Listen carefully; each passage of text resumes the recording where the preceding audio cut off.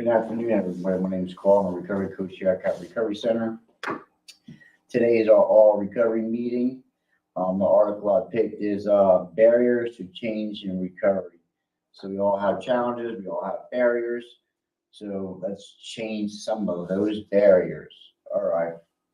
Those on a path to recovery will face formidable challenges that threaten their sobriety, but every person is different, and so are their unique set of barriers to change and recovery. Therefore, committing to recovery alone is not enough to guarantee lifelong recovery. Individuals must overcome these barriers to give themselves the best chance of success in recovery.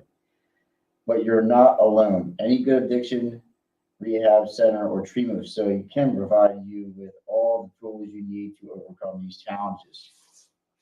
In addition, getting help and making the recovery process easier gives you the best chance to move beyond these barriers. So one of them is letting your barriers motivate you. These challenges can also have a practical aspect on your own recovery. Painful feelings such as anxiety, depression can be vital to the recovery process. When people suffer from ill mental health, they can become highly motivated to change their lives. Ever heard of no pain, no gain? Most in recovery understand that they need to go through some painful feelings to reach sobriety. It's very true.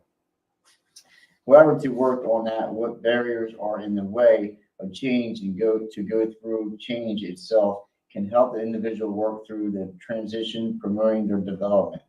Although receiving individual psychotherapy and diagnosis at a treatment center will help individuals identify their specific personal triggers.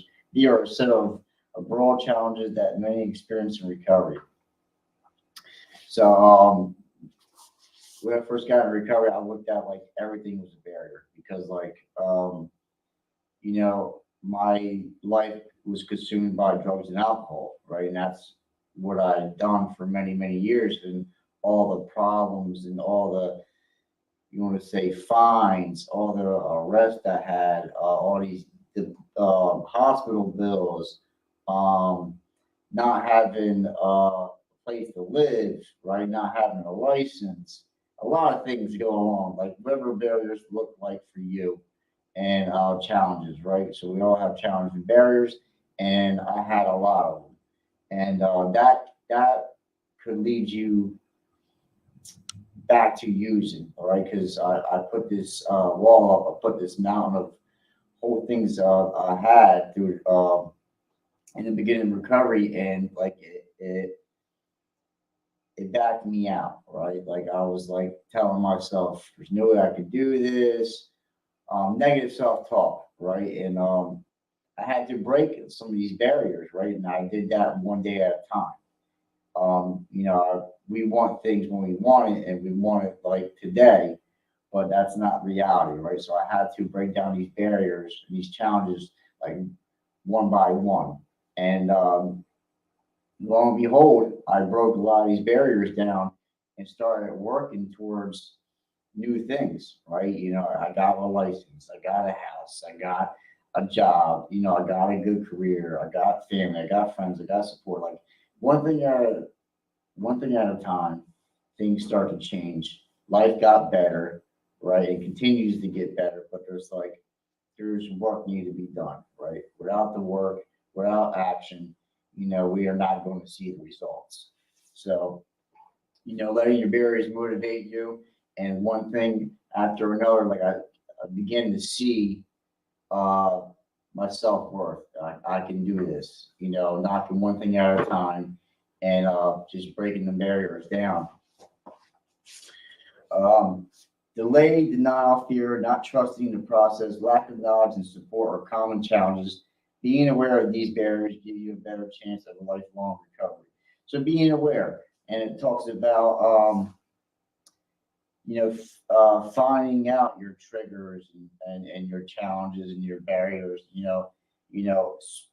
Really honing on to that, like really finding out what they are and starting to work on is identifying what your triggers and your barriers and your challenges are. Then, because if you don't know what they are, how are you going to work on them, right? So identifying your barriers and your challenges. The next one is delaying your recovery. Finding reasons to delay your recovery is one of the most challenging obstacles to sobriety. Many individuals want to change but find it hard to make the change. They may even tell friends and family, I'm going to get help, or this time I'm going to do it.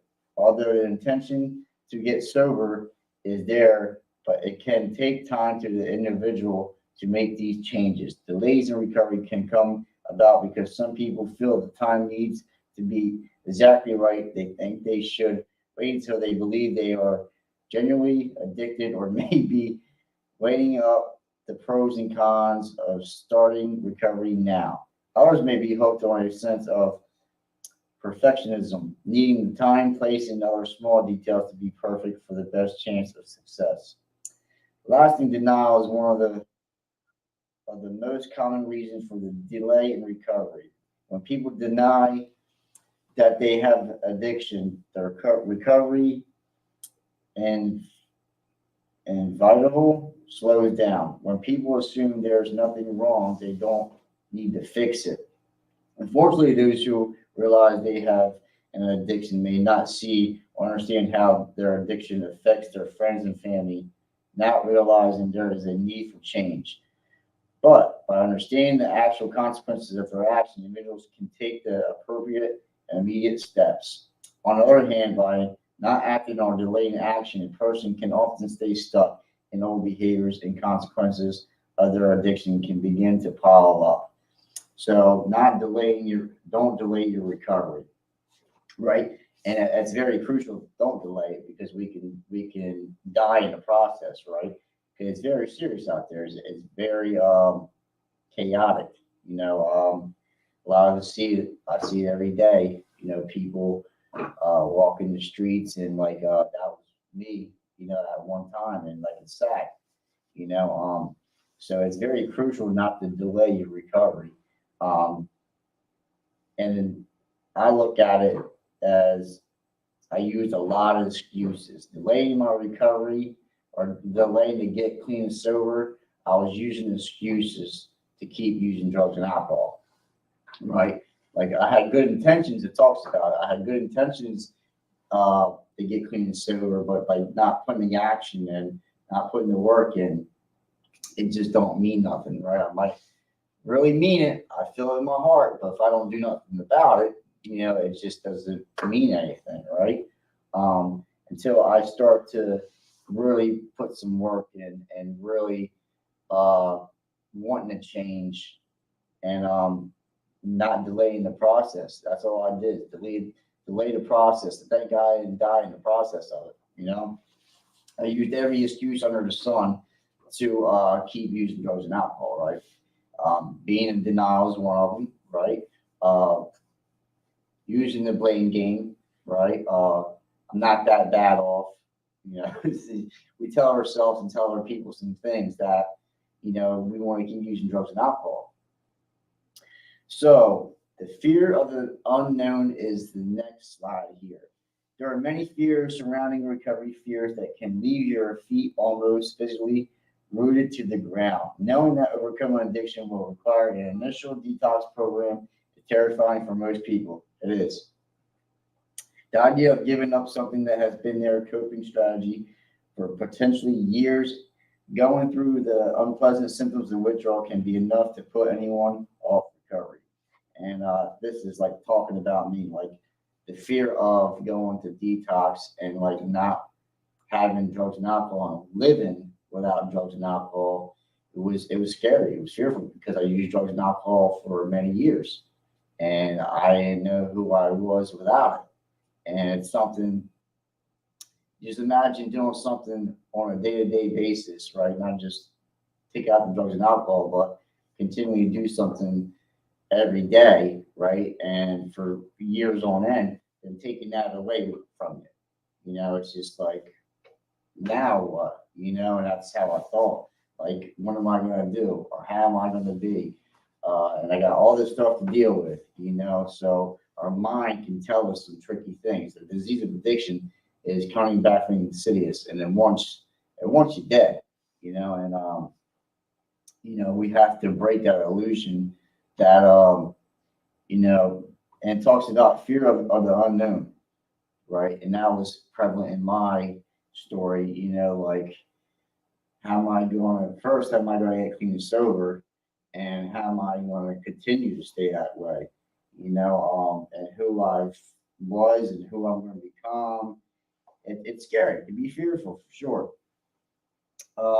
Let's see. However, professional drug and alcohol treatment centers have staff who can safely, comfortable see you through drug and alcohol withdrawal. Yeah, when you go to you need to go to treatment. You have to get professional help. It's very important. Don't try it on your own. I tried it, didn't work. But with many other fears linked to addiction, anxiety is one of the biggest obstacles to achieving recovery. Fear of beginning of or moving forward in your recovery journey can come from many root fears. Fears include everyone knowing your business, losing your job, failure, letting down loved ones, what the future will bring, being judged, and lastly, fear of the unknown. Fear is never a good thing. It very rarely motivates you to get past the what's ifs and fears of recovery. Focus on how big the fear is. Continue the addictive life you are in now. Yeah, fear can hold you back. Fear can keep you rooted and stuck where you're at. Because that's what it did for me. Talking about being judged. Me personally, I didn't really care being judged because everybody knew I was using drugs and alcohol anyway. Even if I tried to hide it, they knew. So, but like letting loved ones down, like trying and failing from it, or like not staying clean, sober, or relapse and stuff like that. Fear of that can hold you back. A lot of things. It talks about losing jobs, everybody knowing your business, stuff like that. We can use that as to stay stuck.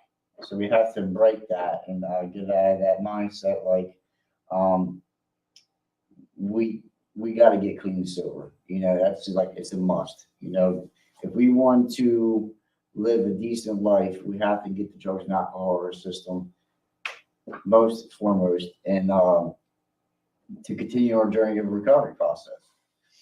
So let's see here. Fear is never a good thing. It's very rarely motivates you to get past it. Okay. Now we're on mistrust process. Mistrust for the process. Mistrust and cynicism and rigid walls to get past and recovery, even when individuals feel ready to accept their problem and accept help. They often don't trust the process and people involved. Trusting a stranger, no matter what their title or the number of degrees they hold, can feel silly. A cloud of cynicism can hover over those who do want to obtain sobriety. Many in recovery also don't trust themselves, feeling they will probably fail by holding counselors, group therapy members, and sponsors from getting close. Individuals try to protect themselves from being let down by professionals and themselves. Try to overcome this fear by voicing it to those who are trying to help you. It's also okay to potentially ask professionals where their support and guidance comes from, whether that's from intensive education, observation, or personal experience. They won't be all offended. What we haven't been asked these questions time and time again, for those with vast experience, common sense, will hopefully tell you that they can help you find solutions to your addiction. So try to drop your guard and take on board the advice and suggestions given to you, and you might even learn some trust if the outcomes will work. Yeah, we get to see things start to work in our lives. I always say that too. I can tell you everything, show you everything, and stuff like that, but until you start to see it working in your life, then you start to believe and start to trust the process, and starting to trust people that help you in your recovery. And that's what talks about. We can even trust ourselves. So I'm going to trust you, and that's very important. So when I came in the recovery process, I started trusting myself more, right? And then that began to give me opportunity to trust somebody else. I got a sponsor, right? I started to trust my family and friends more often, right? And because that's a process, stuff like that, trust and all that. That just doesn't happen overnight because the way we were living. I was surrounded by mistrusted people, and I was very untrustworthy. So it's like, yeah, little by little, this stuff breaks off. And because you don't have to trust everybody, but you have to trust someone. And I had that person to I trust and I confide in, and the freedom I experience from it is like limitless. You know. So we'll go to the next one: lack of knowledge and resources. One of the most common barriers to successful recovery comes from a lack of knowledge. For example, it's a dangerous assumption that just giving up alcohol or drugs is all you need for a successful recovery. But this leaves you with the lowest chance of lifelong sobriety. The work needed to get you past the point where you stuck in recovery can be complex, but it's made easier when you know the how and where to get help. In addition, a lack of knowledge about the recovery process in general will stop individuals from seeking help. For example, not knowing that the detox process can be safely and comfortable managed through a professional rehab services will take and make you less inclined to start recovering. Many also don't realize that they are entitled to medical assistance, that GPs can help, and the drug and alcohol treatment centers can provide a range of treatments to give you the best chances of sobriety. In contrast, even when individuals accept the need for change, they do not feel they have the resources to move forward. A person's family and home life, work obligations, financial situations, or public profile can make it seem impossible to embark upon this addiction treatments. Well, I would talk to the GPs or your local drug and alcohol treatment centers for help and advice of the appropriate treatment options for you. So a lot of us don't know. We talk about lack of knowledge and resources. We actually have a lot more resources now than we ever did, I think, since I've been in recovery. And the only thing I really knew of was going to like treatment, detox and stuff like that. But there's many resources out there now. It's like you go to detox, you get medical attention, right? You can get detox, somewhat safely, and then you can go to treatment afterwards, like the long term, and it gives you some more knowledge of the recovery process. And we have resources when you get out of treatment, right? And support groups and places that we can go because I didn't have a driver's license. People helped me get a driver's license. So I needed help with like financial stuff. People helped me get a job. There's like a lot of things. There's a lot of resources, and Camp Recovery Center is a resource center place. So we help people throughout the process of the recovery. We can get you in treatment. We continue to help you after treatment. We can provide a lot of services that, I didn't know we had, back then. So we have a lot more knowledge, a lot more resources today. So you guys are more than welcome to come into the center. I always tell you guys, please come in. I mean, if you can make it on Zoom, awesome. But I'd rather you guys have you in person, right? Feeling isolated. Those who have everything else they need to overcome the change and recovery often lack one essential factor: the support and encouragement of friends and family. Unfortunately, not everyone is so lucky. A lack of support can lead to broadening feelings of sadness, hopelessness, and loneliness. It can also delay the recovery process, resulting in decline in motivation or obligation to achieve sobriety. For those that do not have the support of family and friends, there is a help available in addiction. Support groups surrounding yourself with like-minded people who share your problems, experiences, and addictions can be extremely comforting. Yeah, so feeling isolated. I felt isolated when I was using drugs and alcohol, and that was a lot of my self-doing. I isolated myself from everything and everyone with drugs and alcohol, and I thought I was the only one that been through certain things or feel certain things. My disease just told me a whole bunch of stuff that kept me stuck. It stopped me from trying to get clean and sober. And like I said earlier, thank God I didn't lose my life in the process, right? And it's very important, and it's a must to get help, to have support. And sometimes we we burn bridges, and some never build back up, and it's tough without support. I can tell you, I cannot do this recovery process alone. It's just not possible, right? So I was very fortunate that some of the bridges I have burned, I rebuilt them up, and some bridges are just burnt, and that's okay too, where I can surrender and accept the fact that I caused this, and I just keep doing what I'm doing. Feeling isolated, it's not a good feeling. I remember in my early recovery that I came in the process I go to meetings, I go to Narcotics Anonymous, and I was in a room full of people, and I still felt isolated. I still felt alone. I hear everybody talking. They sound just like me. They've been through the same stuff, but that initial connection was like I wasn't there. I didn't feel that initial connection, and so I just kept coming back. I kept going to meetings, kept talking to people, kept calling my sponsor, kept calling my network, and like I began to believe, I began to feel a part of. It just took some time. We say, don't leave before the miracle happens. It's a process, and everybody's process is different.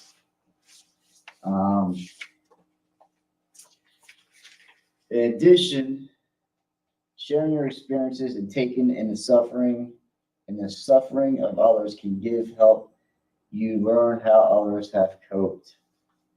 Yes. And this last one is becoming unstuck. When people fail to overcome these common barriers, they can become stuck in recovery, never move forward. So instead, try to obtain the beginner's mind in recovery.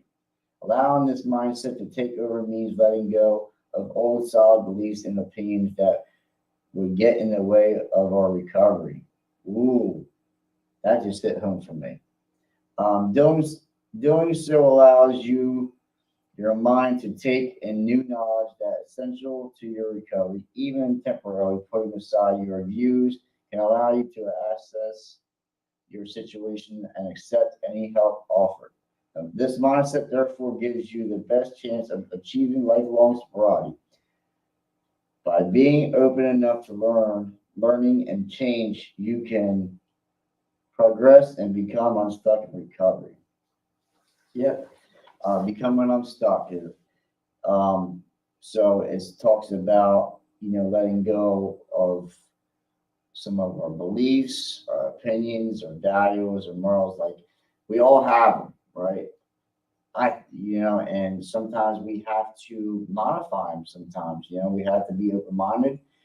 If we're willing, we have to change. So we have to begin to let others help us and willing to listen and take direction. Because we can't do it alone. I can't do it alone. So, if the help is offered, I gotta be willing to take it. But it was a great article, and that's like I said, it's barriers to change recovery, and that was our meeting for the day. My name is Carl, I'm a recovery coach at Cat Recovery Center. You're always more than welcome to come in. Until next time, we'll see you later.